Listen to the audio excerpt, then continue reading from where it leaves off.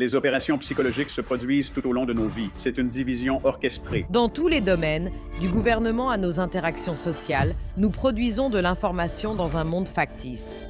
La division orchestrée déstabilise. Je modifie vos croyances, pensées, état d'esprit et perceptions, obtenant ainsi tout comportement désiré. C'est tellement efficace que ça se propage tout seul. Chase Hughes est une référence majeure en profilage comportemental et opérations psychologiques. Il a également exploré les liens entre les textes anciens pour découvrir les messages que les civilisations passées nous ont laissés. La séparation est le plus grand mensonge jamais imposé à la population de la Terre. Même les anciens Mayas essayaient de dire que nous ne sommes pas séparés. Nous ne faisons tous qu'un. Nous avons pris plusieurs centaines de textes anciens dans différentes langues. La phrase la plus répétée est « N'ayez pas peur ». Sommes-nous simplement la conscience elle-même? C'est la question ultime. Ce dont nous avons vraiment besoin, c'est d'avoir bien davantage le sentiment d'appartenir à quelque chose. Si je voulais fabriquer un psychopathe, l'ingrédient numéro 1 serait la séparation. Alors, sommes-nous en train de créer une société psychopathique? Le truc étrange, c'est que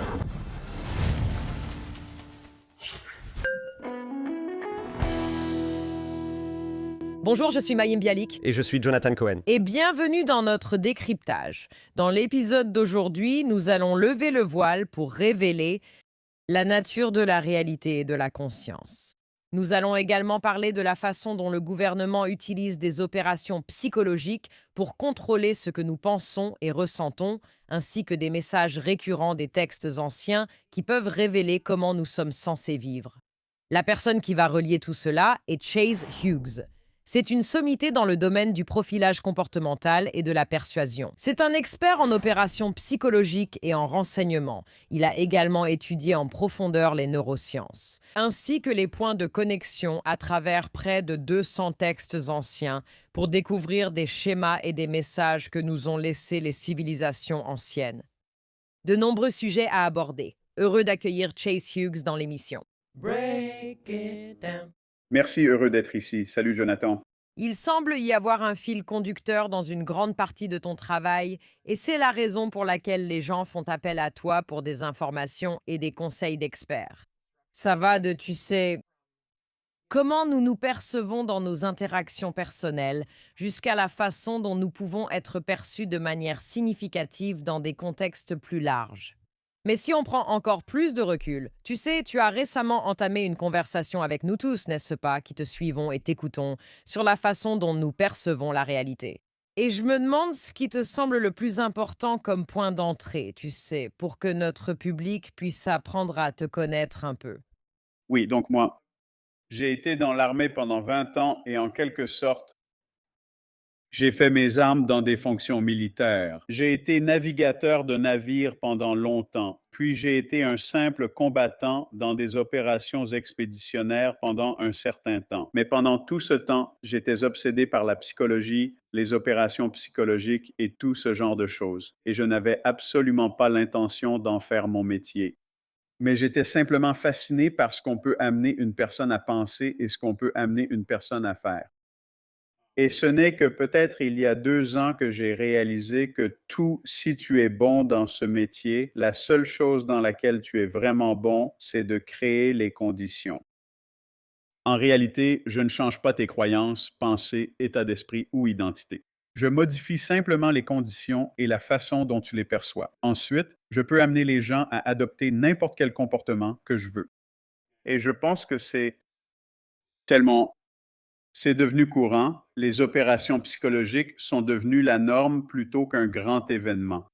Et c'est présent à chaque instant de nos vies. Et on regarde toutes ces choses qui montrent que ton téléphone pirate ton cerveau. Ton téléphone te lave le cerveau. Ton téléphone est vraiment mauvais pour toi. Et pourtant, on passe toujours du temps sur nos téléphones, au point qu'on en est arrivé à ces conditions d'utilisation qu'on accepte quoi qu'elles disent, juste parce que je vais de toute façon rester sur mon téléphone quoi qu'il arrive. Donc, c'est devenu une partie normale de la vie quotidienne. Et c'est l'une des raisons pour lesquelles je suis littéralement assis ici dans mon studio télé, où on va bientôt commencer à diffuser des actualités quotidiennes pour montrer comment tel ou tel événement est présenté. C'est fait pour te faire ressentir une certaine émotion. Voici le résultat probablement recherché par tout ça. Voici la logique plus profonde de la manière dont toutes ces choses sont reliées. Et moi, je me sens appelé à vraiment montrer ça aux gens d'une manière que certains qualifieront de des techniques de manipulation ou autres. Je pourrais enseigner la même technique à un chef de secte ou à une personne travaillant à une ligne d'assistance pour personnes en crise suicidaire afin de changer le comportement ou la croyance de quelqu'un. Donc, je pense que l'éthique ne réside jamais dans l'outil lui-même. Elle est dans l'intention de la personne qui utilise l'outil. Quand on pense aux opérations psychologiques, pour les personnes qui ne savent peut-être pas ce que c'est, pouvez-vous les décrire et expliquer à quel point elles sont présentes dans pratiquement toutes les informations que nous consommons? C'est-à-dire, nous avions l'habitude de croire, et ce n'est peut-être même pas vrai, qu'il existait une présentation objective des faits par opposition à « voici les faits et voici comment je veux que vous vous sentiez à propos de ces faits ». En ce qui concerne les opérations psychologiques, la définition serait un effort coordonné pour façonner la croyance du public, du grand public. Et nous avons traversé plusieurs cycles dans nos médias d'information. Nos actualités, disons, au début du 20e siècle, étaient ouvertement de la propagande. Ils étaient transparents, disant « Hé, nous faisons de la propagande ». C'était simplement assumé. Ensuite, nous arrivons au modèle de revenu. À l'époque, on disait juste « L'épisode d'aujourd'hui vous est présenté par le savon à vaisselle Down dans les années 40 et 50 ». Et donc, c'était comme si les informations se déroulaient entre les publicités. Et puis, on s'y est habitué. Et maintenant, probablement en 2008 et après, nous sommes dans le style des actualités où tout tourne autour de la captation de l'attention. Combien de temps puis-je capter ton attention? Alors, on passe à ce cycle d'information en continu 24 heures sur 24 et les infos doivent remplir ça avec quelque chose. Et tu ne peux pas simplement le remplir avec des faits 24 heures sur 24. C'est passer de l'information au chiffre d'affaires. Et maintenant, on est à la phase de rétention. Alors, t'énerver est la façon la plus rapide et la plus simple pour que je puisse te faire rester scotché à la télé. C'est pourquoi on voit rarement des histoires comme un chat sauvé d'un arbre. On ne voit plus ça, à moins de regarder l'émission du matin Réveille-toi avec Jean autour d'un café.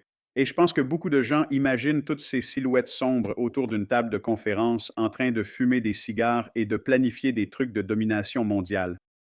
C'est juste que je peux facturer plus cher pour les publicités si je peux te garder scotché à l'écran plus longtemps. Donc, je ne pense pas qu'il y ait un plan coordonné des Illuminati ou quoi que ce soit pour faire des trucs fous. C'est juste que c'est un sous-produit de ce qui est récompensé. Et c'est clairement ce qui est récompensé aujourd'hui.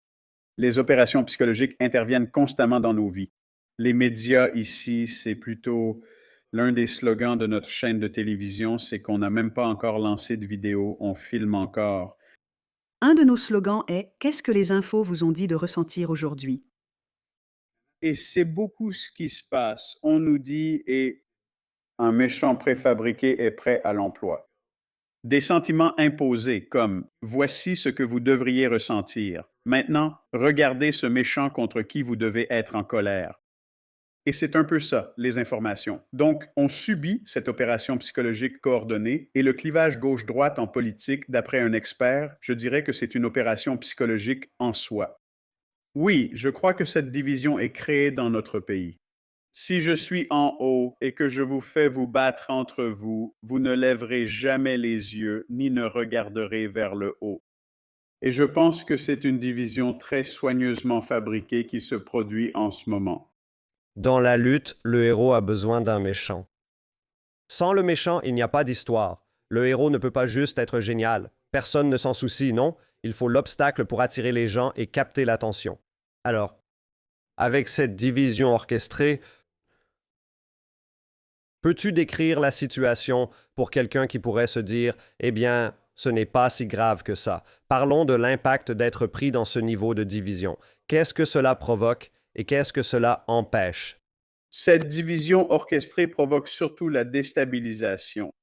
Et ça peut donner l'impression que le pays est un peu instable. Non, je veux dire que les cerveaux individuels sont déstabilisés. Et nous avons cela, Mayim, tu dois connaître ça. Nous avons cette chose qu'on appelle l'aire tegmentale ventrale.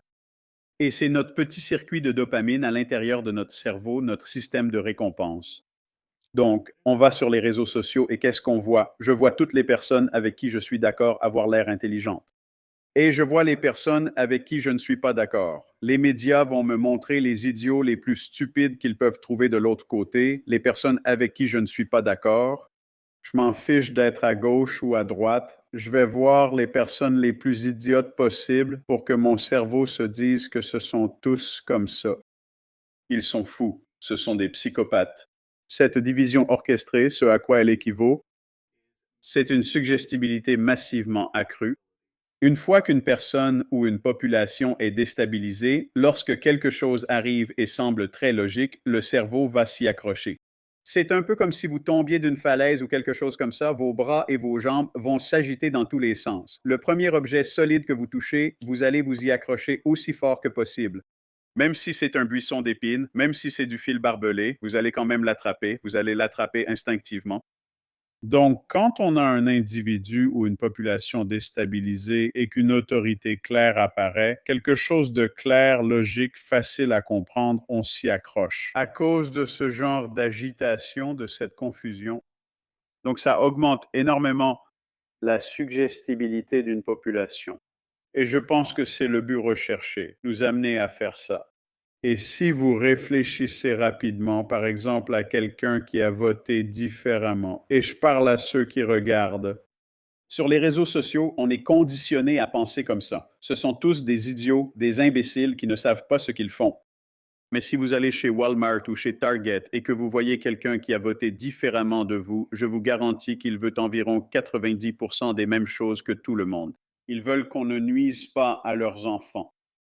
Ils souhaitent payer moins d'impôts, économiser, être de bons parents, avoir des congés et partir en vacances. Et vous avez 100 fois plus de choses en commun avec quelqu'un qui a voté différemment de vous qu'avec ceux qui orchestrent cette division.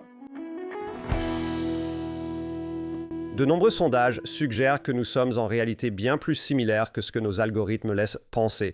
Et c'est cette division qui nous maintient captivés. Donc, lorsque le modèle de profit encourage la division, tout ce que nous allons voir, c'est de plus en plus de division. Et cela va nous fracturer encore plus, augmenter la haine et l'agitation. Et même au niveau interpersonnel, nous allons réduire la confiance. Et on peut en quelque sorte faire le lien entre l'augmentation du temps passé en ligne et la simplification des solutions qui nous ont été proposées, parce que le monde est un endroit compliqué. Et dire simplement « je vais réduire tous les prix immédiatement dès le premier jour », ce n'est vraiment pas une solution qui sera possible. Vous pouvez le vouloir, mais c'est quelque chose de très difficile à réaliser en réalité. Et donc, comme vous l'avez dit, les gens vont s'accrocher à cette solution et dire « super, faisons ça ». Donc, quand il y a une déstabilisation et qu'une figure d'autorité arrive et présente quelque chose de très clair, ce sont exactement les mêmes méthodes que vous utiliseriez pour dresser un chien. Et il n'y a que 4 choses capables de manipuler le cerveau d'un mammifère, et cela forme le mot « fate ».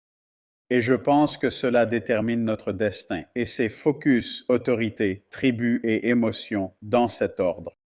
Donc, la première chose, si je peux te présenter une menace, j'obtiens automatiquement et instantanément ton attention. Notre cerveau de mammifère réagit à la menace et à la nouveauté. Ce sont ces choses qui génèrent l'attention. Ensuite, je présente une figure d'autorité ou quelque chose qui semble autoritaire, comme les informations qui citent une célébrité ou une statistique disant que cela se produit. Il y a des pénuries d'eau. Il y a un nouveau virus qui circule, comme on l'entend en ce moment. Ces choses qui semblent être une menace me font réagir davantage à la figure d'autorité. Ensuite, je vais sur les réseaux sociaux et je retrouve ma chambre d'écho où tous sont d'accord avec moi, affirmant que c'est un complot ou qu'il faut s'inquiéter ou autre. Nous sommes donc désormais à l'étape tribu du modèle Fate. On y va, on se sent justifié et on reçoit de la dopamine en voyant ceux avec qui on est d'accord. Et puis on fait défiler encore quelques fois et on tombe sur les idiots de l'autre camp et là on devient énervé et en colère. On a l'impression de satisfaire les 2 extrêmes émotionnels, concentration, autorité, tribu, émotion, dans cet ordre. Après avoir entendu cela, faites une expérience. La prochaine fois sur votre fil d'actualité, si quelqu'un regarde votre téléphone, vous verrez une histoire de menace, une figure d'autorité, une communication tribale, puis un contenu qui vous émeut, souvent positif. Comme l'une de ces vidéos où ils disent « Un jour, on a trouvé ce faon sur notre perron et on a décidé de l'élever. » Et, vous savez, c'est comme la compilation où le « J'aime bien celle-là. J'adore ça. Je suis accro à ces vidéos. » Et puis tu verras ça. Et juste au sommet de cette émotion, tu fais défiler une fois de plus et tu verras une pub. C'est une pub pour acheter un faon? parce que ça marcherait. Je le ferai probablement aussi. Ils te montrent une pub juste après t'avoir soumis à ce cycle d'influence mammalien. Mais si tu regardes ça à l'échelle d'un pays entier, je te fais passer par la concentration, l'autorité, la tribu, l'émotion, et je ne te montre pas de pub. Je pourrais déclencher une guerre. Je pourrais envahir un autre pays. Je pourrais ouvrir les frontières. Je pourrais faire quelque chose avec lequel beaucoup de gens ne sont pas d'accord. Je t'ai fait passer par ce cycle, ce qui te rend très obéissant et suggestible. J'adore ta façon de parler. Je pourrais t'écouter toute la journée. Et aussi, tu parles un peu en code parce que je pense que c'est quelque chose de sophistiqué que tu sais faire. Ce que j'entends, d'un point de vue de personne lambda, c'est que j'ai l'impression que le gouvernement fait des choses pour me rassurer afin de pouvoir ensuite faire des choses qui sont vraiment dérangeantes. Et il me balade un peu d'un endroit à l'autre. Et c'est comme, on devrait envahir l'Iran. Peut-être qu'on n'aurait pas dû, mais il sait ce qu'il fait parce que c'est le président, non? Je ne pose pas la question d'un point de vue partisan. Je dis juste que, tu sais, tu utilises des mots élégants pour décrire le fait que si on te fait assez peur, tu t'accrocheras à tout ce qui te semble sûr. Et ensuite, ça nous donne, en tant que grande organisation gouvernementale, la possibilité d'agir aussi dans notre propre intérêt, tout en te convainquant que c'est dans ton intérêt. Est-ce que je comprends bien? Si tu regardes simplement l'historique de quelqu'un, c'est un très bon indicateur de ce que sera son avenir, non?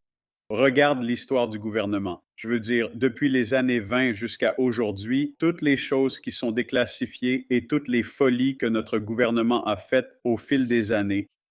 Donc, l'un d'eux, c'est comme je vais un peu te guider à travers le modèle Fate. Je vais un peu te faire flipper, te présenter une figure d'autorité et ensuite, bam, on va envahir ce pays.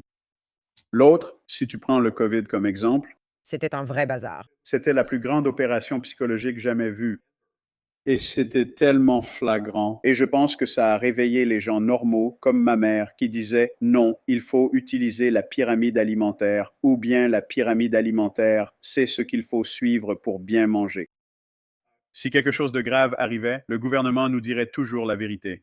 Ma mère s'est réveillée. Tu parles de la Covid ou tu dis que la façon dont le gouvernement a géré la Covid était la plus grande opération psychologique de l'histoire? Oui, la manière dont les gouvernements et les agences ont géré ça.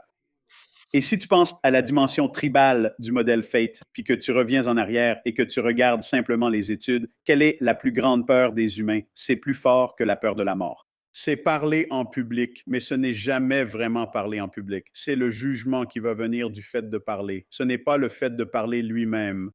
Donc, je pourrais être jugé. Que cela signifie-t-il pour notre cerveau ancestral? Si je suis rejeté de la tribu, je ne pourrai ni avoir de relations sexuelles ni me reproduire. Je manquerai sûrement de nourriture et mourrai. Donc, cela signifie l'extinction génétique. Donc, si quelqu'un remet en question, comme peut-être que cette chose n'est pas sûre, peut-être qu'on ne devrait pas faire ça, peut-être qu'on ne devrait pas limiter l'accès de nos enfants aux environnements sociaux. Il y avait des médecins diplômés de Harvard qui étaient bannis de Twitter juste pour exprimer une voix dissidente, première étape pour reconnaître les opérations psychologiques. Si quelqu'un doit être réduit au silence pour qu'une idée prospère, c'est une idée très dangereuse.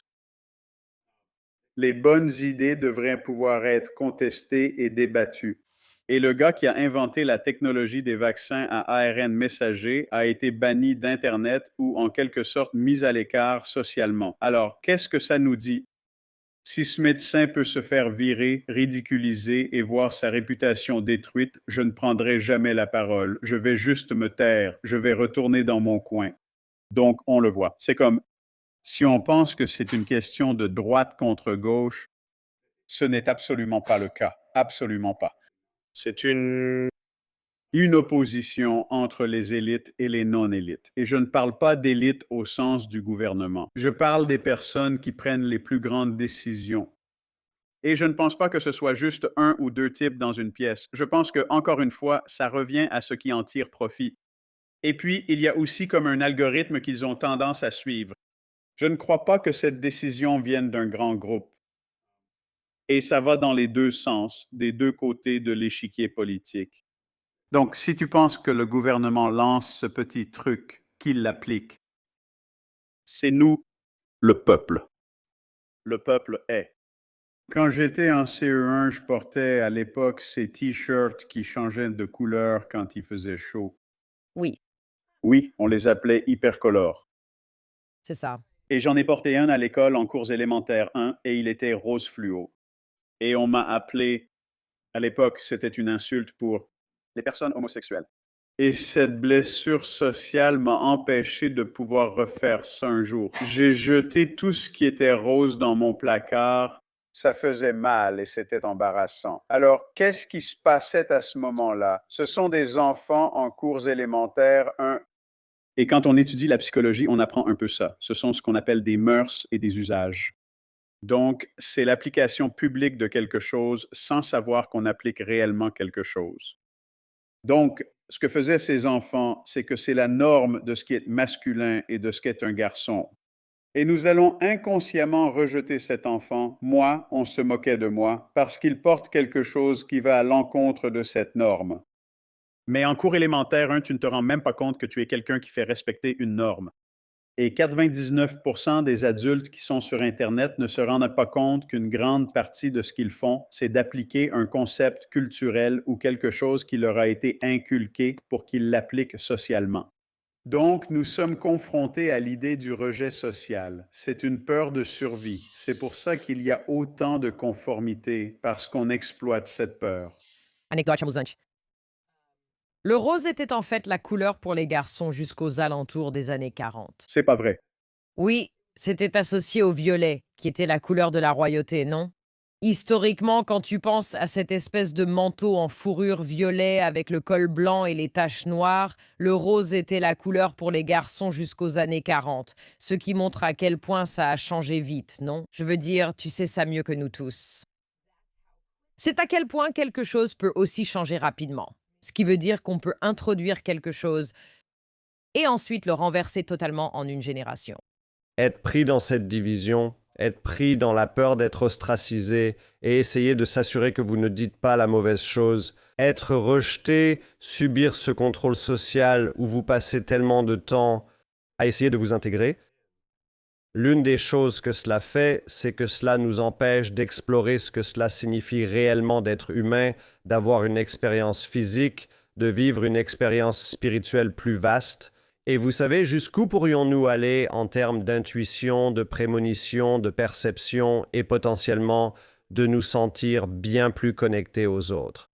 Donc il y a cet aspect-là auquel je pense que nous voulons parvenir et nous voulons parler de ce à quoi cela pourrait ressembler en l'absence de cette roue de hamster dans laquelle on a l'impression d'être piégé en permanence. Parce que si on est constamment à se dire « Mon Dieu, il y a une menace, j'ai peur et je suis déstabilisé », alors on n'a jamais vraiment de base pour se sentir suffisamment en sécurité pour être réellement présent. Je suis une Américaine de deuxième génération, donc j'ai été élevée avec une forme de respect pour ce pays, parce que sinon je ne serais pas ici. Mes grands-parents sont montés sur un bateau sans rien et ont fini ici, où ils ont travaillé dans des ateliers de misère et envoyé leurs enfants à l'université.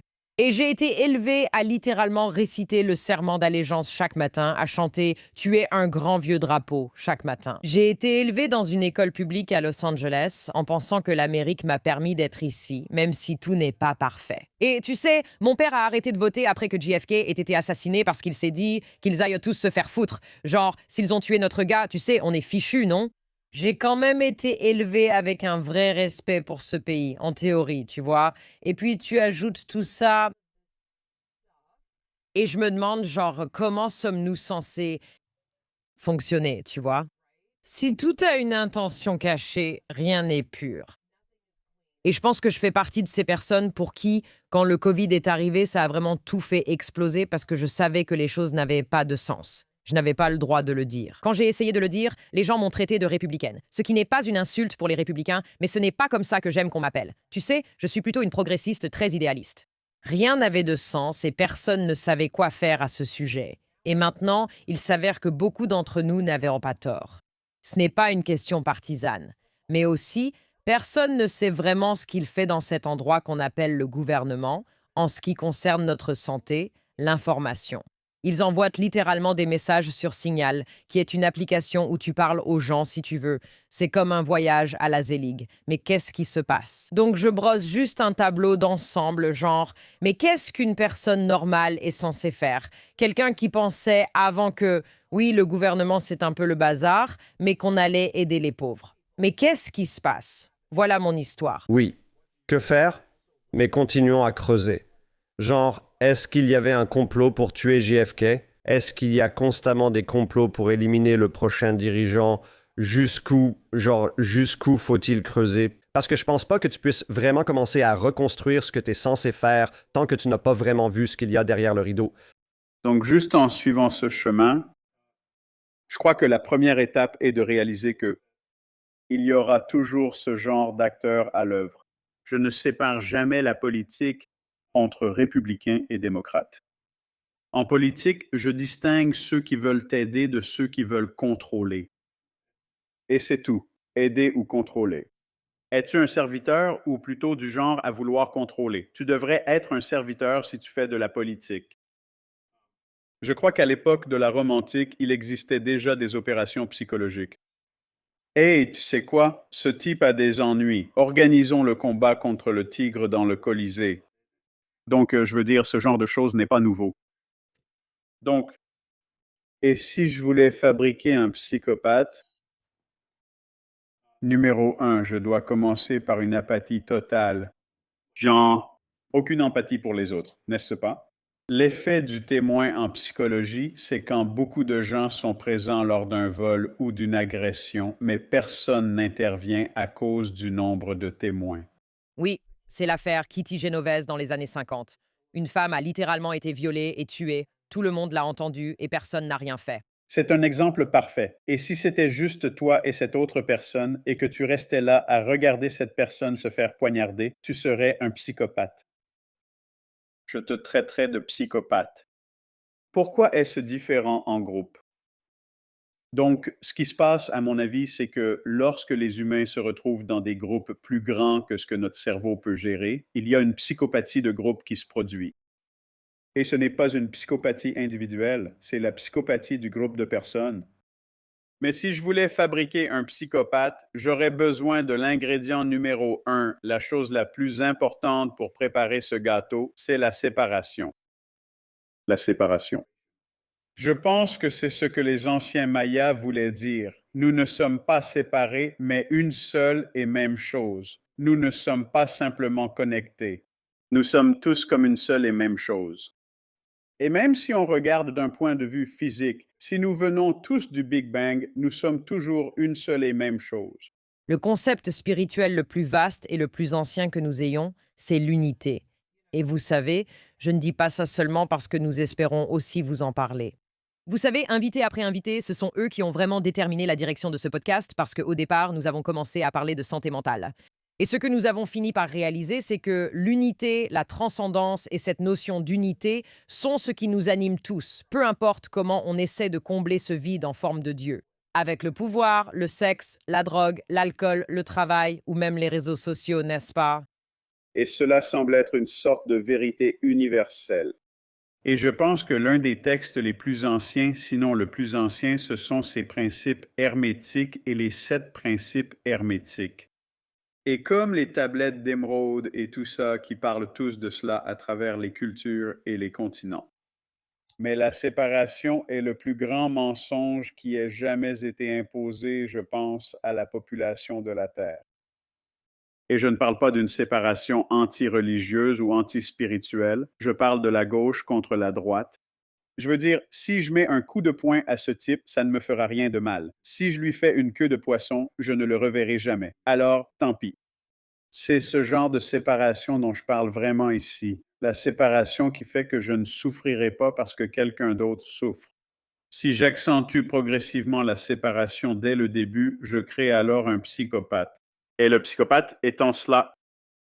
Toute cette séparation explique pourquoi. Cette division artificielle fonctionne si bien parce qu'elle est tellement efficace qu'elle se développe d'elle-même. En ligne, comme pour les normes sociales, c'est auto-renforçant. Les gens appliquent eux-mêmes la manipulation psychologique. Alors, est-ce qu'on est en train de créer une société psychopathique? Je le crois, oui. La ville que je viens de quitter, on y a vécu un certain temps. Il y avait 2200 habitants. Dans cette ville, si tu coupes la route à quelqu'un, ils savent qui tu es. Ils savent où tu habites. Donc, la réputation comptait. Ma réputation au sein d'une communauté était importante, même si c'était le facteur, même si c'était quelqu'un que je n'aimais pas. Surtout si c'est le facteur, non? Oui, quand tu reçois ce colis d'Adam and Eve et que tu veux que personne ne le sache, n'est-ce pas? Alors, quand on se fie à la réputation, nous prospérons. Donc, dans beaucoup de ces endroits où l'on est entassé dans une petite boîte, le souci de sa réputation disparaît parce qu'il y a tellement d'apathie. Notre cerveau ne peut pas gérer une tribu de 2,8 millions de personnes. Les boucles de rétroaction sont plus lentes. Il se peut que vous finissiez par croiser la personne avec qui vous avez coupé les ponts, mais il se peut aussi que non. Et vous savez, vous êtes dans un immeuble composé de toutes petites cases, sans aucun espace commun. Il y avait des propositions pour créer des salles communes partagées dans de grands complexes d'appartements parce qu'ils savaient que cela augmenterait la vie sociale, la possibilité de se rencontrer. Peu de gens utilisent la salle commune. Dans un immeuble de 54 étages avec une seule salle, il est peu probable de croiser quelqu'un. Mais si vous commenciez à créer des espaces communs par étage, il y aurait beaucoup plus de chances que vous commenciez à connaître vos voisins et à construire une communauté. Eh bien, cela a été mis en balance avec la perte de revenus en transformant ces salles communes en appartements supplémentaires qui pouvaient être loués. Et devinez quoi? La logique des incitations a fini par l'emporter. Mais nous ne pensons pas au coût invisible de la création d'une société psychopathique où personne n'a de lien ni de cohésion. Donc, nous avons choisi un seul impératif de profit sans vraiment comprendre le coût de ce choix. Le bénéfice fait avancer les choses. Je ne pense pas qu'il y ait d'algorithme informatique, mais c'est l'algorithme financier qui les pousse à dire, vous savez quoi?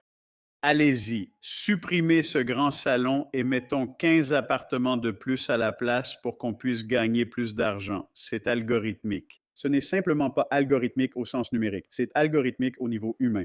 L'avantage de l'intelligence artificielle, si elle était incitée à le faire, serait qu'elle pourrait commencer à calculer le coût de ce type de division sociale. En ce moment, elle est utilisée pour l'imposer et l'étendre, mais potentiellement, nous pourrions commencer à voir tout ce qui est invisible.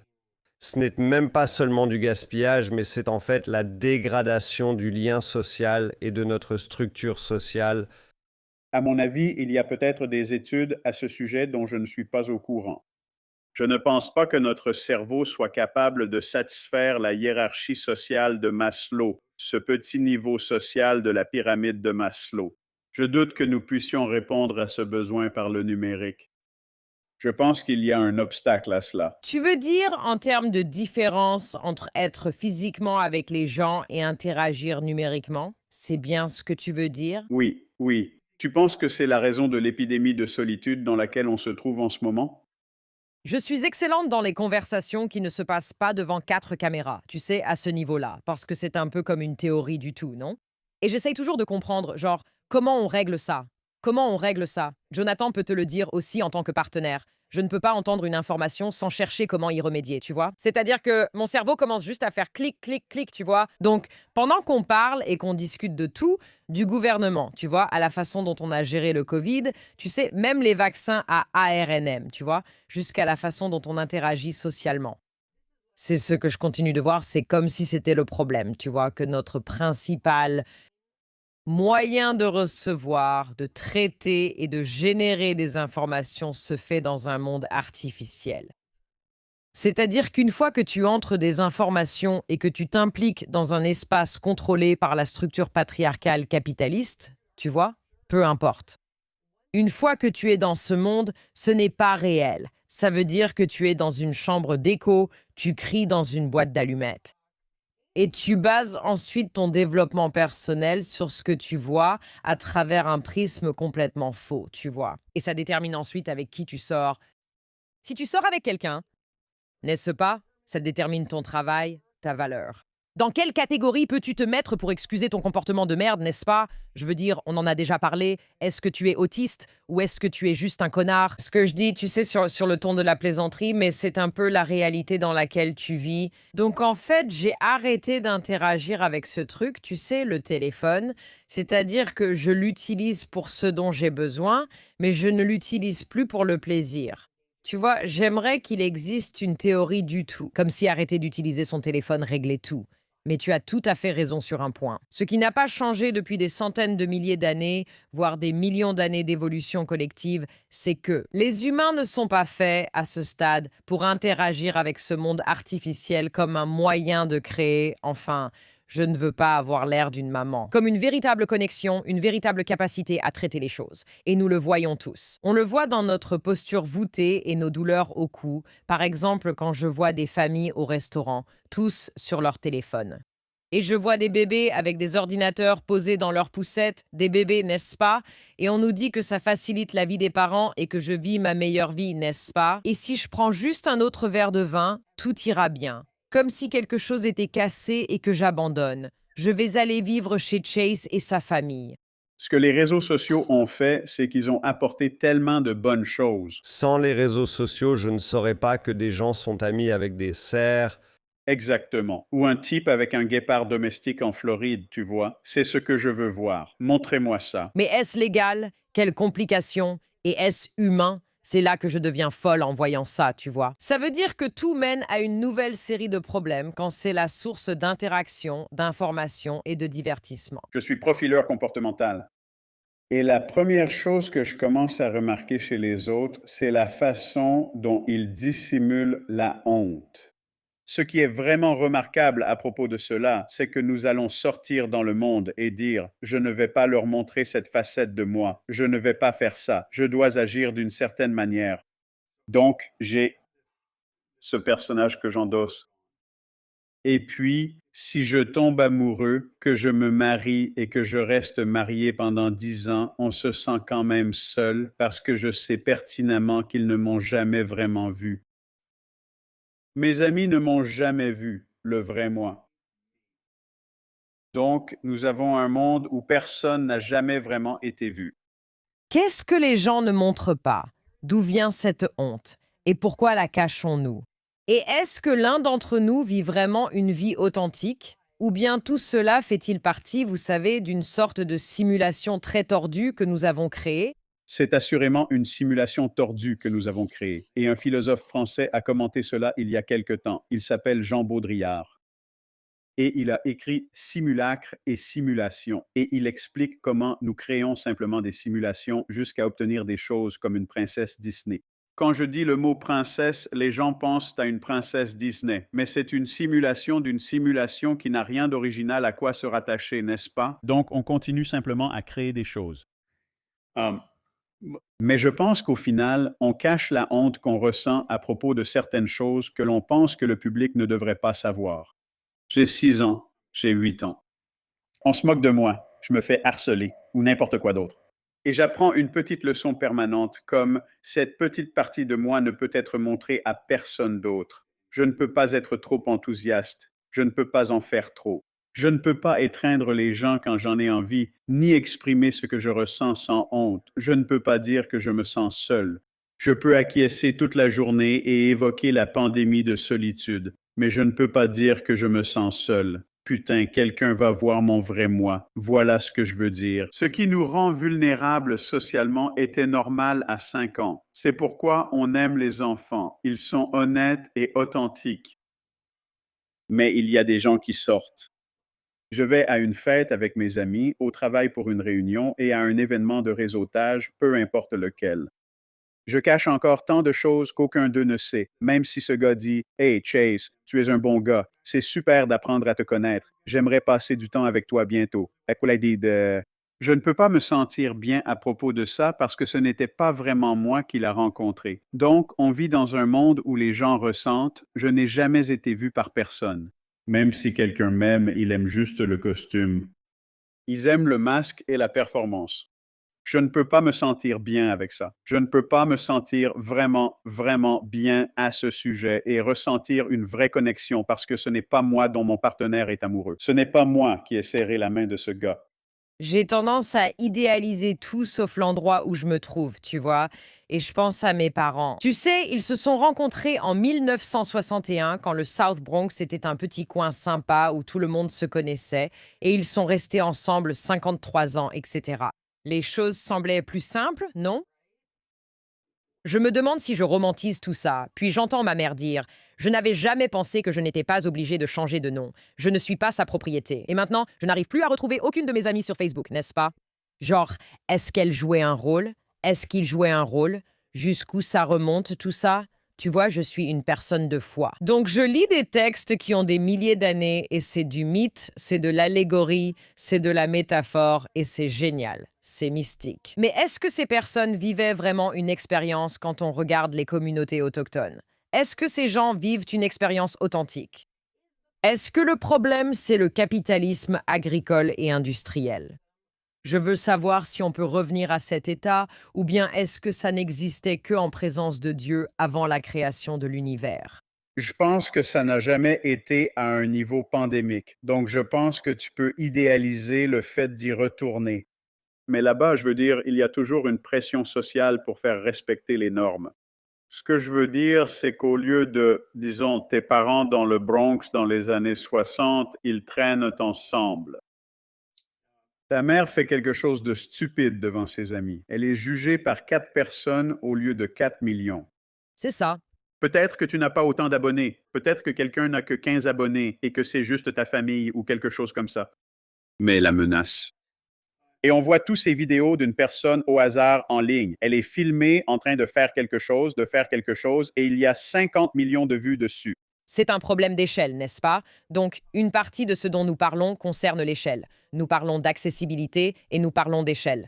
Et ces choses-là sont très, très, très réelles. En observant la situation des adolescents et ayant scolarisé mes enfants à la maison jusqu'au lycée, nous avons ainsi évité beaucoup de ces problèmes.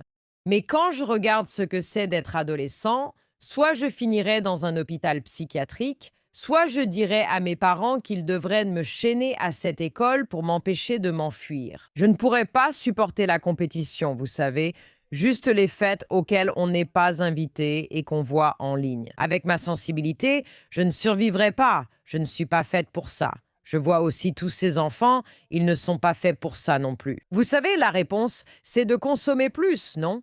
Acheter les chaussures que tout le monde a, ou, vous savez, mettre des extensions de cheveux, ou peu importe la prochaine tendance, non? Faire ça pour être accepté. Ils apportent toutes ces choses au lycée maintenant et il y a une pression sociale énorme venant de millions de personnes au lieu de 5 ou 6 personnes. Mais voici ce qui explique vraiment pourquoi c'est un si gros problème aujourd'hui. Tout le monde pense que c'est juste moi. Je suis le seul à le cacher. Comment les autres gèrent-ils leur vie? Comment font-ils pour vivre normalement, être à l'aise et tout ça? Et ils pensent que c'est juste moi qui cache tout ça. C'est juste moi qui fais semblant. Tout le monde pense qu'il est seul à ressentir ça.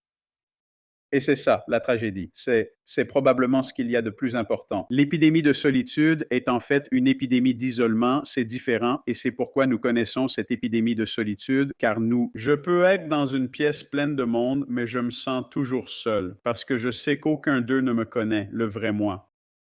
Une autre chose dont nous parlons beaucoup dans le podcast, c'est la conscience, l'éveil et ce dont nous sommes capables, comme ce qui dépasse nos 5 sens. Et cela me touche personnellement par rapport à l'épidémie de solitude, parce que quand j'étais jeune, j'ai commencé à découvrir le travail énergétique à 17 ans.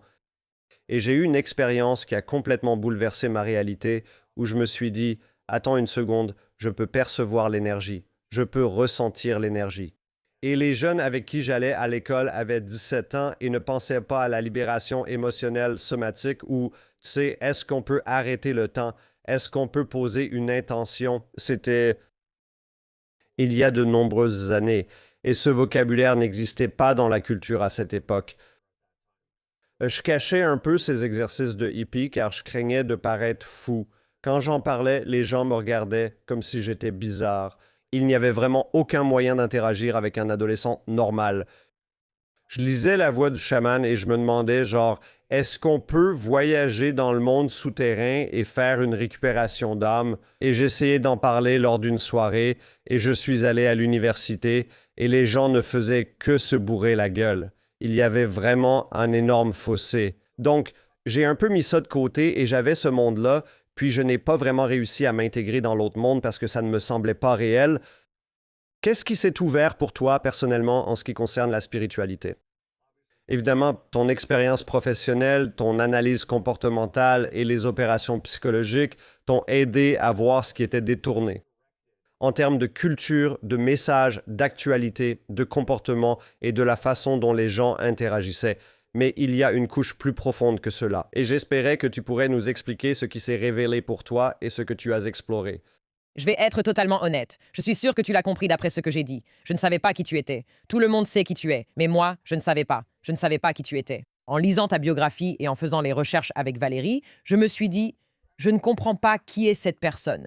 Il a tant de connaissances. C'est incroyable. Il a créé tout cela et les gens vont le voir. Pourquoi parle-t-on de la nature de la réalité? Je trouve ça fascinant. Tu l'es aussi à mes yeux. Mon amie Elisabeth a aussi un grand béguin pour toi. Et je comprends parce que tu es tellement profond à tous ces niveaux différents. Mais oui, peux-tu nous expliquer pourquoi quelqu'un comme toi, n'est-ce pas? Tu es la dernière personne que j'imaginerais s'intéresser à la spiritualité, au mysticisme, à ce qu'il y a au-delà du voile ou à l'idée que nous observons tous une projection. Qu'est-ce qui s'est passé dans ta vie pour t'amener là-bas? C'est juste la question que tout le monde se pose. Ouais, je pense que ça commencerait par le fait que j'ai été déployé 9 fois. Peux-tu expliquer ce que cela signifie dans ton histoire? On est devenu blasé, on entend juste « il a été déployé ». Peux-tu parler de ces expériences aussi générales ou spécifiques que tu veux qui ont mené à une partie de l'évolution que tu as traversée?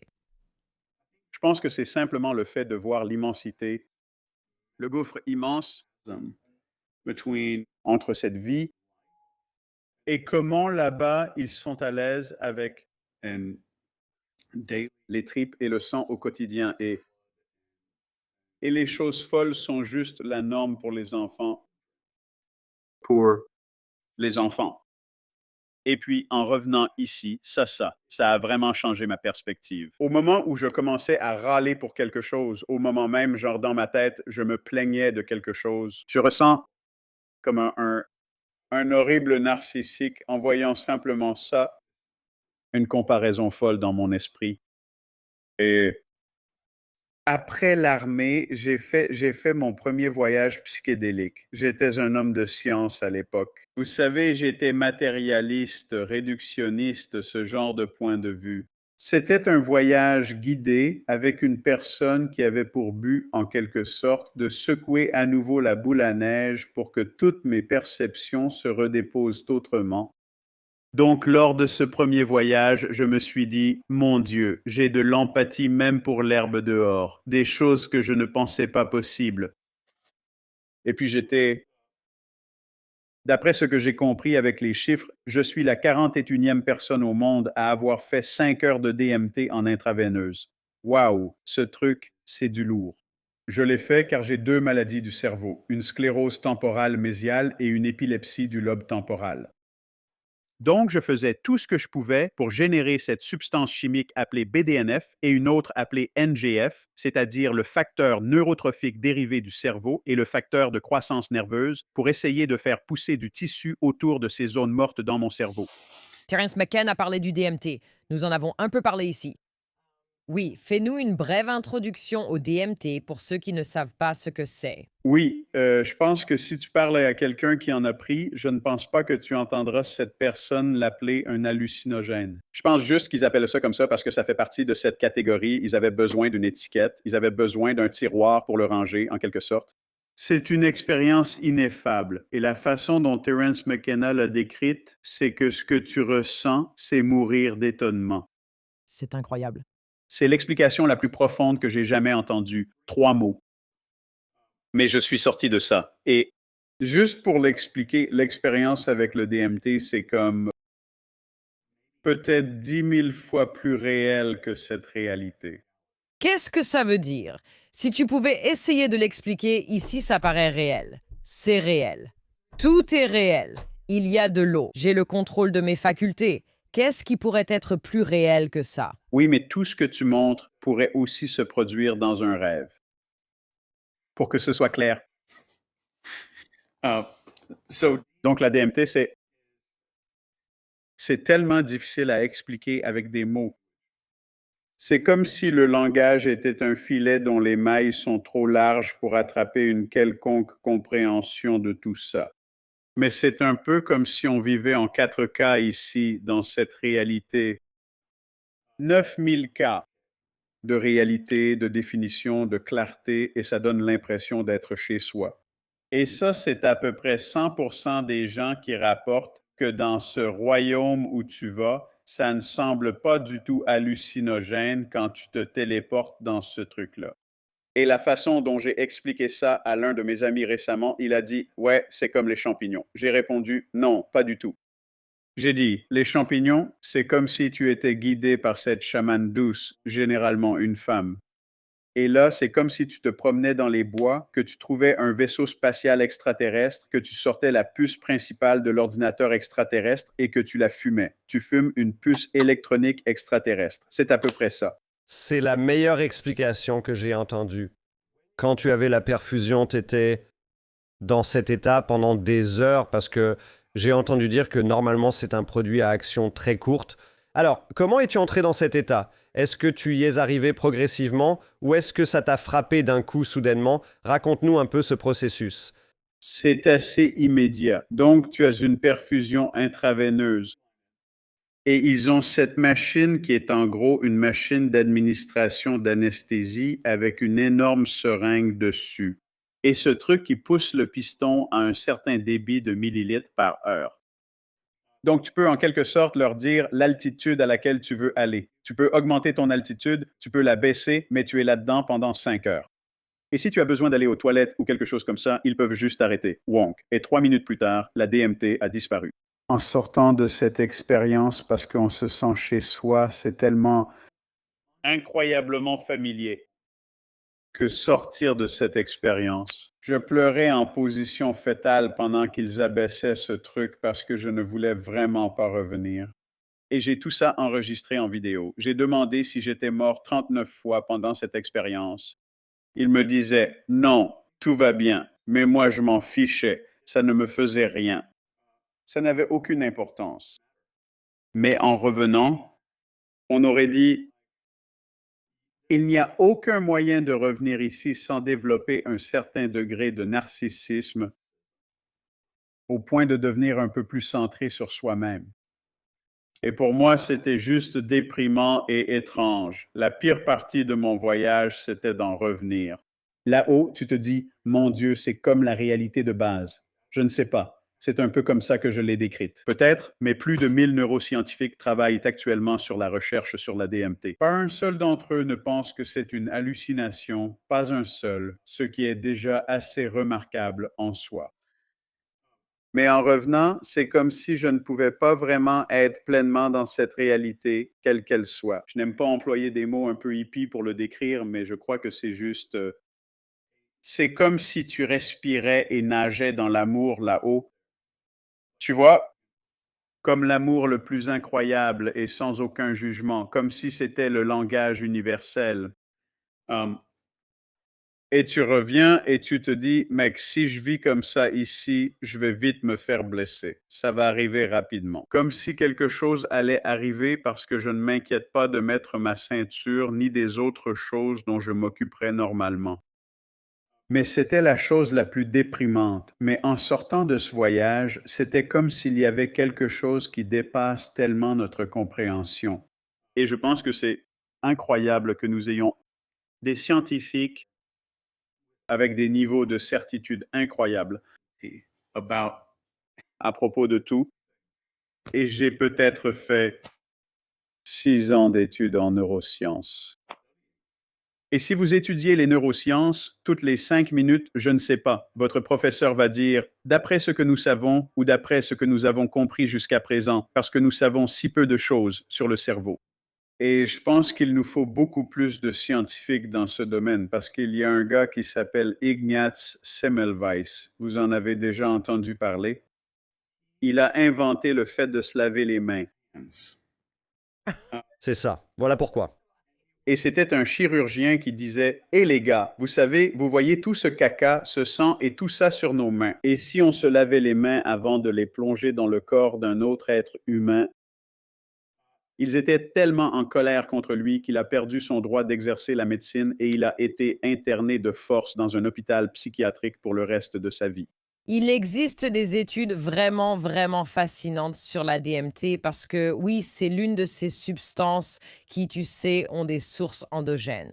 Nous sommes programmés, tu sais, pour traiter en quelque sorte des substances vraiment, vraiment extraordinaires. Nous parlons à de nombreuses personnes ayant vécu des expériences de mort imminente. Et l'une des hypothèses à propos de ce sentiment d'amour, d'appartenance, d'unité et de découverte de ta véritable, tu sais, place dans l'univers en tant qu'âme. Tu sais, pourrait être le résultat, n'est-ce pas, d'une sorte d'explosion de DMT ou de feu d'artifice. Cela se produit lorsque le cerveau, tu sais, est dans un certain état de mort, ce que la plupart d'entre nous diraient.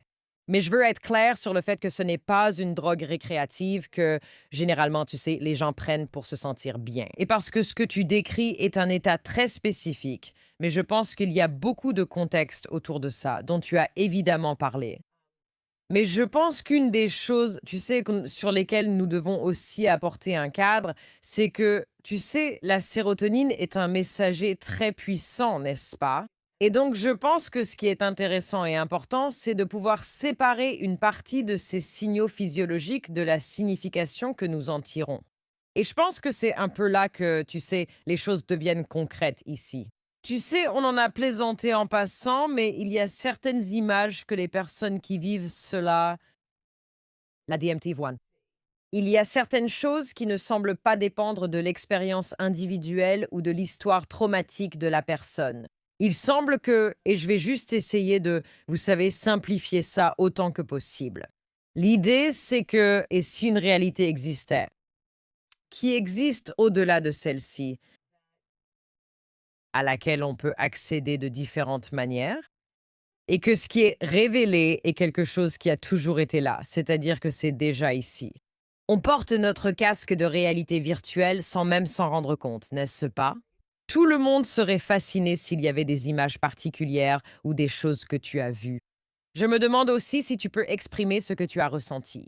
Parce que, en tant que personne qui a vécu la vie que tu as eue, avec les traumatismes que tu as traversés, le parcours que tu as suivi, le succès que tu as rencontré, si tu devais nous dire qu'il existe une autre réalité, une autre vérité, quelle serait-elle? Qu'est-ce qu'il y a sous tout ça pour ceux d'entre nous qui n'ont pas la chance de vivre cette expérience et de soulever le rideau comme tu l'as fait?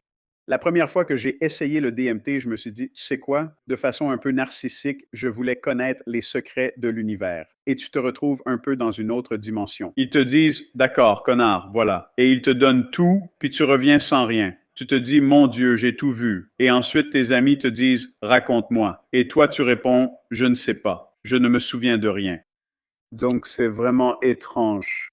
Et maintenant, on a cette expérience avec un laser où tu peux voir du code dans la réalité si tu pointes un laser sur le mur. Et Danny Goldberg, le gars qui dirige ça, est un bon ami à moi. Il a trouvé ça un jour, je ne sais pas comment. Mais si tu pointes un laser large et diffus sur le mur, tu peux premièrement voir à travers ce foutu mur.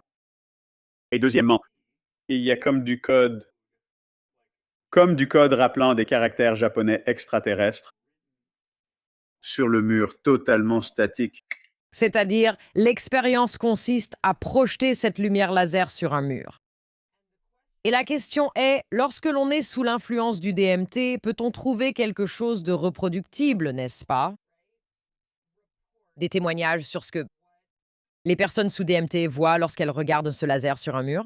C'est bien ça? Oui. Oui, et c'est ce qu'ils ont fait jusqu'à présent. Tu dis que tu vois à travers le mur? Et tu peux voir, eh bien, le code est écrit comme derrière le mur. On dirait qu'il est à un pied ou à quelques pieds derrière le mur. Donc, tu vois à travers le mur lui-même dans un autre monde. Donc, si tu t'approches du mur, tu peux regarder à l'intérieur. Tu descends et tu regardes vers le mur dans toutes les directions. Mais voilà le plus important. Quand tu es sous l'effet d'un hallucinogène, les choses se transforment, bougent et changent, tout ce genre de choses. Ce code est permanent et statique. Donc, si je déplace le laser sur le mur, il révèle simplement différents caractères. C'est comme si j'éclairais une carte avec une lampe. Pour ceux d'entre vous qui ont vu Matrix, il y a cette idée qu'il existe une réalité complètement différente de celle dans laquelle vous êtes. Et je vais juste l'expliquer clairement, parce que je pense que, vous voyez, si je comprends bien, l'idée c'est « et s'il existait une sorte de code ?» C'est l'univers dans lequel nous vivons et nous sommes la manifestation physique d'un code qui a été écrit. Pensez au code informatique, aux chiffres qui défilent, à Matrix, n'est-ce pas? Donc l'idée c'est que, et je ne sais pas si c'est vrai, mais je parle juste de ce que j'ai étudié et de ce que j'ai appris sur vous, que quand on prend du DMT, cela ouvre un portail vers un autre niveau de, vous savez, conscience, y compris un où l'on est théoriquement capable de voir ou d'accéder au code. Ça ne veut pas dire qu'on sait lire le code, mais ça ressemble à une sorte de langage et ça ressemble à des caractères japonais, c'est vrai. Et ce n'est pas une hallucination dans le sens où ça bouge et c'est perceptible. C'est quelque chose que les gens rencontrent fréquemment, rapportent d'une manière très spécifique. Ça, c'est en théorie. Genre, et si on avait retiré la couche de ce que nous prenons pour la réalité pour voir ce qu'elle est vraiment? Que la réalité est-ce que c'est un code qui a été écrit et dans lequel nous vivons? Ça t'enlève toute certitude. Tu te dis juste « je ne sais pas ». Et puis quelqu'un qui ne l'a pas fait te dit « je sais ce qui se passe ». C'est de la pareidolie ou quelque chose comme ça. C'est notre tendance à percevoir des visages ou des sons dans le bruit statique ou voir des motifs.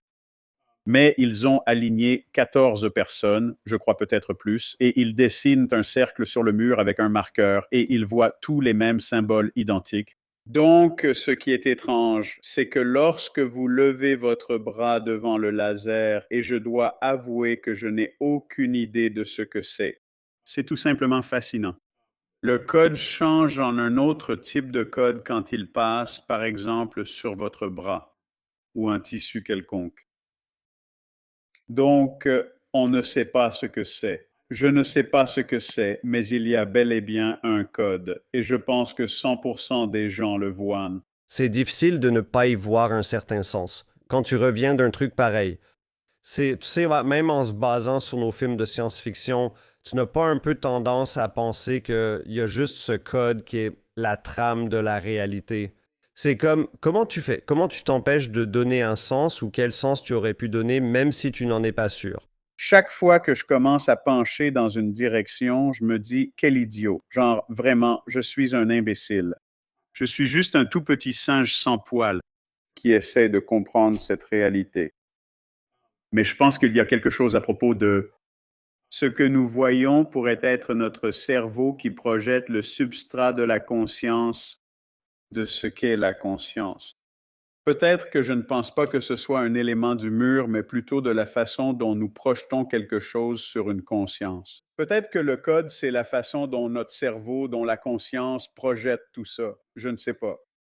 Mais c'est un peu vers ça que je penche quand j'y réfléchis en privé. Des milliers de personnes ont essayé cela. Nous voyons ce code qui est absolument là. Vous pouvez le projeter sur un mur ou n'importe où. Et une partie de cela, une partie de ma croyance initiale était que peut-être, cette espèce d'immense bain de un grand nombre de photons qui viennent simplement frapper ce mur, parce que c'est un laser à forte intensité, fait peut-être quelque chose à l'effondrement de la fonction d'onde, une caractéristique de la réalité. Et peut-être que ça le perturbe juste assez pour que nous voyions l'absence d'effondrement de la fonction d'onde, ce qui nécessiterait une toute autre explication à la Maya. Même tout ce que tu perçois dans cet état, un filtre, n'est-ce pas? Comme ça a déjà un filtre, c'est pourquoi, et c'est l'une des caractéristiques de diverses expériences psychédéliques et transcendantales, même celles sans prise de drogue. Ne pas pouvoir le décrire est en fait une caractéristique, n'est-ce pas, d'une expérience qui est vraiment, vous savez, de haut niveau. Beaucoup, surtout les conservateurs sociaux, diraient que c'est ridicule, juste des hippies qui parlent d'être défoncés. Mais ce n'est pas le cas, n'est-ce pas? Il s'agit de parler d'une expérience qui ne peut pas toujours être exprimée avec des mots parce qu'elle doit être, préparez-vous à un mot inconfortable, ressenti. Elle doit être ressentie, n'est-ce pas? Nous ressentons un sentiment de connexion. Nous ressentons un sentiment de sécurité. Pour beaucoup d'entre nous, on appelle ça cette sensation de Dieu, d'être chez soi. Tu as dit qu'on se sent chez soi, n'est-ce pas? Et cette redescente après être revenu n'est pas seulement la chute de la sérotonine, n'est-ce pas? C'est cette idée de « attends une seconde ». S'il existe un endroit qui procure cette sensation, je ne veux pas revenir. C'est ce que presque tous les survivants de Mi diront. Je ne veux pas y retourner. Et c'est généralement une lumière, une force qui dit « ça va faire mal, mais c'est ce qui doit arriver ensuite ». Et puis il se réveille, n'est-ce pas? Et tout le monde dit « tu étais mort, n'est-ce pas ?» Donc, c'est dans cette idée que beaucoup de gens cherchent du réconfort, vous savez. C'est pour ça qu'on prie. C'est pour ça qu'on se met à genoux, n'est-ce pas? On essaie de rentrer à la maison. Et oui, c'est normal d'avoir un point de vue scientifique là-dessus. Et je pense que ça aide vraiment, vraiment d'avoir ça pour dire « devine quoi ?» C'est cette unité qui nous a littéralement amenés ici il y a des millions et des milliards d'années. Et tu sais, Bouddha l'a dit, il a dit, le Tao qui peut être exprimé n'est pas le véritable Tao. Ce sentiment de vouloir rentrer chez soi et de ne pas vouloir revenir ici. Et je n'ai jamais rencontré quelqu'un qui a pris de la DMT et qui est revenu avec beaucoup plus de certitude en disant « j'ai rencontré tante Phyllis là-haut. Elle m'attendait là-haut. Elle avait sa fameuse casserole de spaghettis. Je n'ai jamais vu un truc pareil. » Donc, il y a quelque chose là-dedans et il y a quelque chose d'absolument ineffable qui fait que j'ai l'impression que c'est incroyablement irresponsable d'essayer même de le décrire pour moi. J'ai l'impression que c'est super irresponsable. Comment ta vie a-t-elle changé?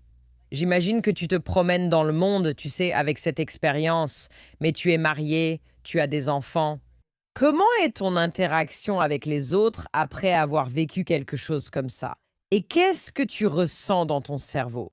Tu sais, as-tu l'impression que c'était, tu sais, un traitement qui t'a aidé? Oui, je pense que ça m'a vraiment sauvé la vie. J'en étais à 6 ou 7 crises par jour. Et pour tous ceux qui ne savent pas ce qu'est une crise du lobe temporal, ça t'arrache de la réalité très rapidement. Tu n'es pas allongé par terre à te débattre ou quoi que ce soit.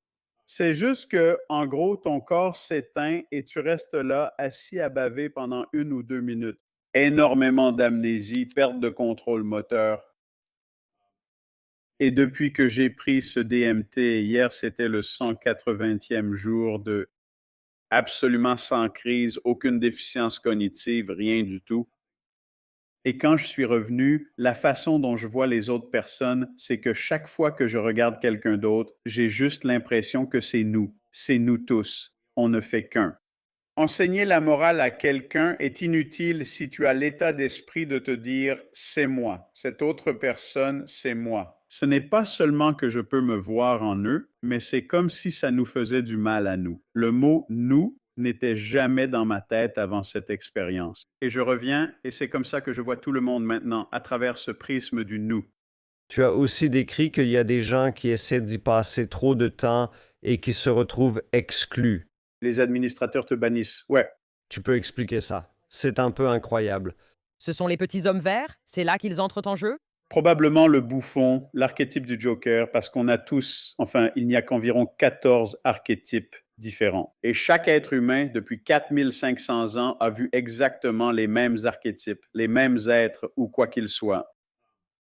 Mais il y a des milliers de témoignages de ces personnes qui en abusent un peu, enfin, pas vraiment en abusant, mais ils y vont avec beaucoup d'ego. Ils l'utilisent de façon récréative tout le temps. Et je pense qu'ils l'utilisent sans aucune révérence. Et ce sont mes propres mots, mais ils n'ont absolument aucune révérence pour ça, pour l'immensité de cette molécule. Genre, c'est énorme. C'est une très, très grosse molécule.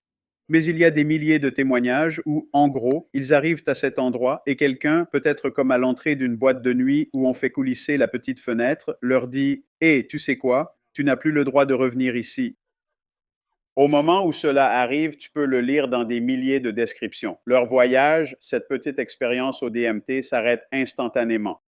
Et Quoi? ils peuvent prendre une centaine de doses, 3 doses, c'est un voyage au DMT. Ils peuvent en prendre 100 et rien ne se passe. Donc leur corps n'est plus capable de retourner dans ce royaume, point.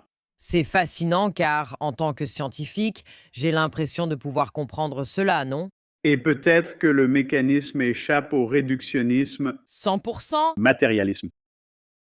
Mais moi, c'est essentiellement ces gars-là, genre ils se font bannir et ils ne peuvent essentiellement pas revenir. Ce qui est bizarre. Sachant ça, enfin, c'est ce que je pense. Il y a 1 an, ils ont prouvé dans des études sur les rats que la DMT simplement Se répand soudain en cascade dans tout le corps au moment de la mort.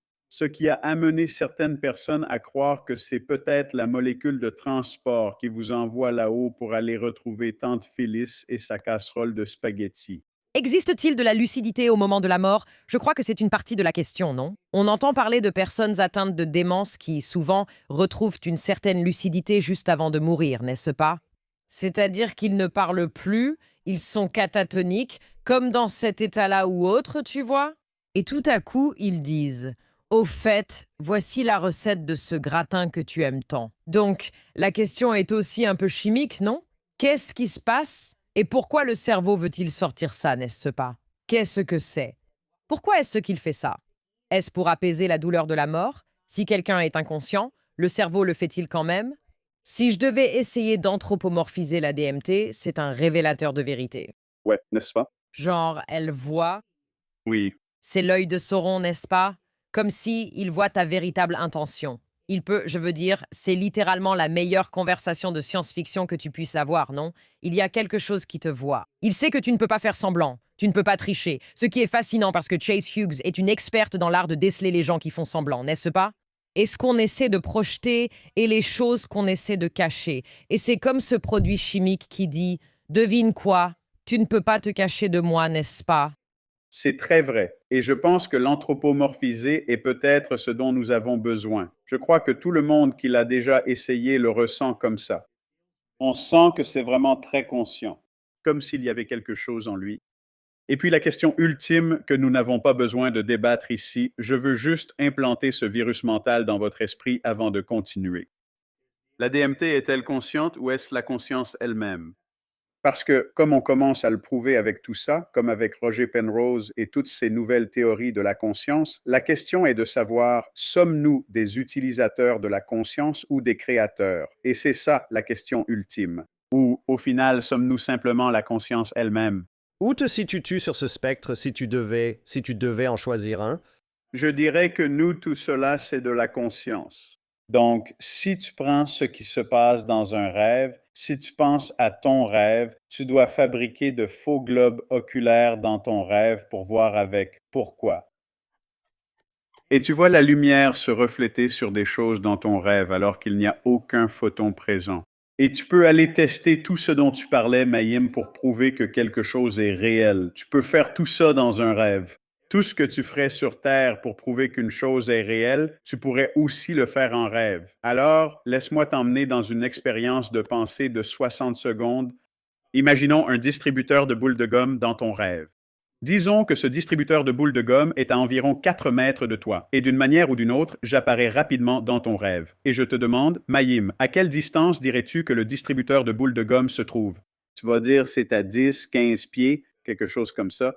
Et ensuite, je dis, d'accord, en quoi est fait le distributeur de boules de gomme? Tu diras qu'il y a du verre, du sucre, de l'acier et quelques pièces de 25 cents dedans. Mais je te révèle que c'est un rêve. Je te le montre. Là, tu trouves ça cool et réalises que tu fais un rêve lucide. Je repose la question. À quelle distance est le distributeur de boules de gomme? Il n'y en a pas, car c'est toi qui le crée. Puis je demande de quoi est fait ce distributeur. Il est fait de conscience. Et c'est pareil pour tout ton corps. Et c'est pareil pour l'espace entre toi et le distributeur de boules de gomme. Il n'existe pas. Tout est fait de conscience. Et tu peux toujours tout faire dans ce rêve, exactement comme tu le ferais dans cette réalité, pour prouver que tout est complètement réel.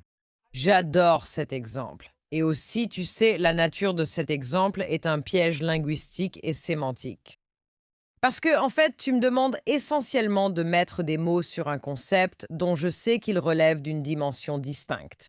Notre cerveau fabrique des choses, n'est-ce pas, pour reproduire approximativement une expérience qui se produit dans cet état. C'est drôle. Un ami à moi traverse une période difficile et c'est pire le matin. Il se sent plus mal le matin. Il m'a demandé pourquoi est-ce que c'est pire le matin. Et je lui ai dit, parce que tu viens juste de quitter un état modifié de conscience, n'est-ce pas? Là où va notre conscience, comme la raison pour laquelle il y a une prière hébraïque que l'on dit dès le matin, c'est « Merci de m'avoir rendu mon âme parce qu'elle part ».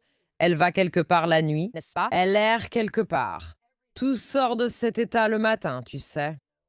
Mais juste une expérience de pensée. Si tu peux le voir dans un rêve, la distance qu'on perçoit. Comme s'il n'y avait pas de distance dans un rêve, et puis on monte d'un niveau à partir de là, ça pourrait expliquer l'intrication quantique. Cette distance pourrait ne pas exister. Qui sait? Mais je n'envisage aucune de ces options, mais si je devais en choisir une, ce serait celle-là que je choisirais.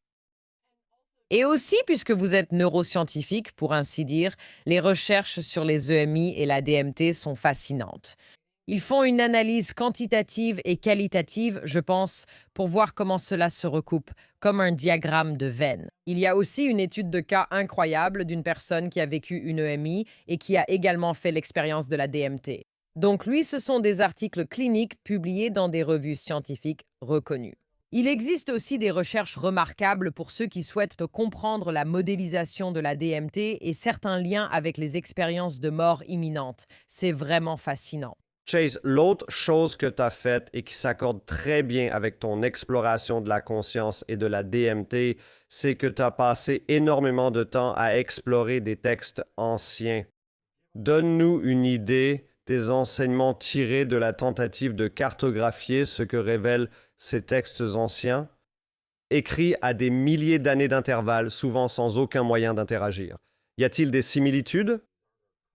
Existe-t-il des codes peut-être similaires à la DMT, mais qui essaient de donner aux gens des connaissances ou des indices sur comment sortir de certains des pièges dans lesquels nous nous trouvons aujourd'hui?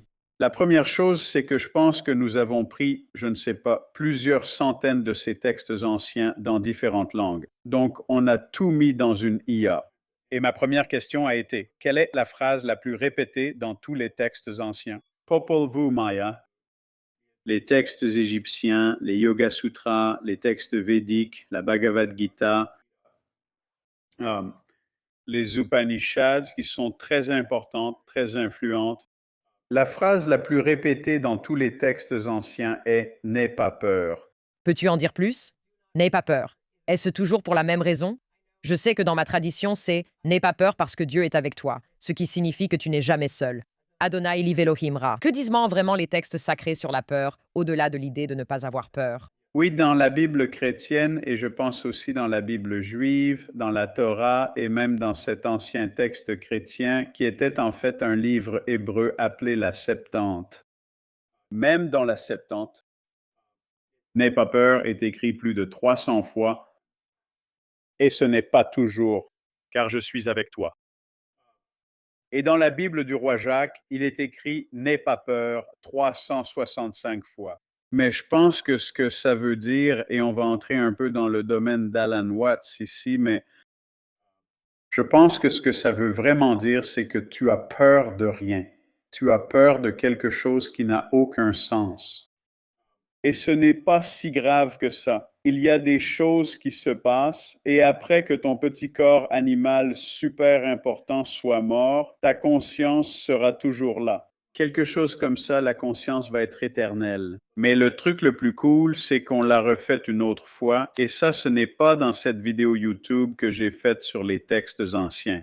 Et j'ai dit, trouve chaque fois qu'une personne a demandé à Dieu, à l'univers, aux cieux ou peu importe de l'aide et que ça a marché. Nous avons trouvé toutes les prières et tous les synonymes possibles pour le mot prière, tu sais, tout ce qu'on pouvait utiliser. Et à chaque fois, ça a marché. Et ils ont dit qu'il y a 4 éléments et qu'ils ont découvert que chacun d'entre eux, dans tous les livres, avait ces choses en commun. Juste 4 choses, c'est énorme. Et on en parlera dans le prochain épisode. Arrête ça! Alors, ils ont dit que la première chose était une reconnaissance de l'immensité de l'univers et de la petitesse de soi. D'accord, donc ça c'est le premier élément de ce qu'on pourrait appeler la formule ultime de prière. Étape 2. C'était une demande directe pour quelque chose qui n'était pas égoïste. Donc, la prière devait concerner quelque chose qui était pour le bien commun, quelque chose pour aider les autres, quelque chose pour aider le tout, si vous voulez parler en termes hermétiques. Laissez-moi essayer d'aider tout le monde. Et le troisième point était l'abandon total quant à la réalisation de la demande, ce qui nous ramène au premier point. Tu es le tout. Je ne suis pas si important. Je demande juste cette chose. Je me remets complètement au résultat. Je ne dépends pas du résultat. Et le quatrième point était la répétition. Parce que devine quoi? Le cerveau humain aime la répétition. Peut-être aussi le grand cerveau là-haut. Le rituel permet d'entrer dans des rythmes et, traditionnellement, la prière incluait aussi des mouvements physiques. Donc tu te souviens aussi de cette connexion à la source de façon somatique. Je suis petit, ceci est grand. Je demande quelque chose qui est pour tout le monde. Mais je lâche complètement prise sur le résultat. Je vais recommencer, refaire, prier encore cette prière. C'est l'opposé de la façon dont la plupart des gens abordent ce genre de choses. Ils disent, il faut que je manifeste 1 million de dollars. Je vais aller à ce séminaire qui va m'apprendre à manifester et utiliser ces huiles essentielles et autres, dont je suis d'ailleurs fan. Mais je pense que c'est l'inverse de notre manière de prier. C'est généralement, je suis dans cet état, j'ai besoin de ça pour m'aider. Et toutes ces choses du genre, si tu peux juste faire cette chose pour moi, je ne mangerai plus jamais de sel, ou je ne ferai plus jamais ça, ou toutes ces promesses folles, c'est comme s'il pariait, ça s'appelle parier. Et la façon dont l'IA l'a défini, j'ai ce genre d'IA spécialisée qui est faite pour la recherche de texte. Elle l'a défini comme la prière moderne, qu'on appelle le modèle du distributeur automatique appliqué à la prière, ce que j'ai trouvé être un nom incroyable. Elle considérait la prière comme un distributeur automatique. Mais ce sont ces 4 choses, et je pense que c'est simple. Ça tient sur un post-it, mais je pense que c'est profond et vraiment significatif. À chaque fois que l'IA sortait ça, je disais « Montre-moi chaque référence, donne le numéro de page, n'invente rien ». Donc, on a dû vérifier ce qu'on a fait et c'était exact. C'est incroyable. En fait, je l'appelle, c'est drôle. J'appelle ça l'idée que beaucoup de gens se font de Dieu comme d'une machine à boules de gomme. Si je mets ma pièce, j'aurai la boule de gomme que je veux et elle sera délicieuse. Et en fait, ce n'est pas comme ça. En tout cas, ce n'est pas comme ça que mon Dieu fonctionne. C'est juste un moment drôle, une situation amusante que certains verraient comme preuve que nous sommes tous connectés et que la conscience existe. Tu mets ta pièce et tu obtiens un Werther's Original à la place. C'est tout. Ça te sidère. Chase Hughes, je suis tellement heureuse que tu sois ici avec nous et que Jonathan t'ait présenté à moi. Je m'excuse de ne pas connaître toutes les choses incroyables que tu fais, mais j'essaie de me rattraper. Où les gens peuvent-ils en savoir plus sur NCI? Où voudrais-tu que les gens aillent pour tout savoir sur toi? Oui, seulement ma chaîne YouTube a mon nom. Vous pouvez aller sur Chase Hughes Official, c'est ma chaîne YouTube, ou sur nci.university, c'est notre site web où nous avons toutes les formations. Si vous n'êtes pas branché spirituel, je propose aussi des formations créatives et originales sur l'interrogatoire et autres sujets dont on n'a pas parlé ici. Il manquait de temps pour tout aborder. Votre tableau des éléments comportementaux me donne envie de me le tatouer sur tout le dos pour que les gens sachent ce qui se passe en permanence. Il y a tellement de ressources incroyables sur votre site web et c'est vraiment un plaisir de pouvoir vous parler. Merci. Pareillement, assurez-vous que le tatouage ne soit pas sur le bas du dos et envoyez des photos, Jonathan, après ça. Eh bien, Jonathan, j'espère que tu as apprécié faire ce podcast avec moi parce que maintenant, je veux un podcast avec Chase Hughes. Tu serais un vrai plus pour l'émission. Je fais peut-être trop de blagues pour lui, mais j'ai aimé lui parler. J'ai aussi fait ce que je n'aime pas que l'on me fasse. Je ne sais pas qui tu es, mais je ne disais pas ça pour lui faire croire qu'il n'est pas si célèbre que ça, alors qu'il est très très connu. Je voulais juste qu'il sache que je suis arrivée sans aucune idée préconçue sur qui il était ou sur ce qu'on allait pouvoir aborder. Beaucoup de sujets n'ont pas été abordés, j'espère donc qu'il nous permettra d'en reparler. Mais je n'ai pas pu m'en empêcher. Je n'ai pas pu m'empêcher de suivre cette piste avec lui, et j'avais tellement envie d'en entendre plus à ce sujet. Parlons de quelques vérités universelles. Jésus, Luc 17, 21, le royaume de Dieu est en vous.